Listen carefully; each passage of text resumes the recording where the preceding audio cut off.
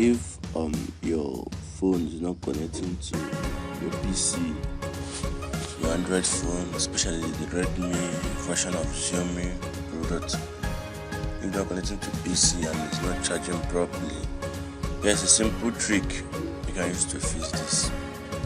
Take a needle.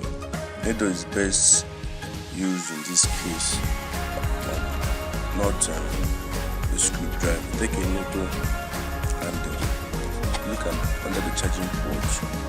Clean some of those dust particles you see there. Make sure you dig in deep to remove those small little debts that have accumulated there over time. Once you finish cleaning it, you need to plug it in and test it. This has worked for a number of phones, Android phones, not just Redmi, but even Samsung, Infinix, and many phones. So you can try it.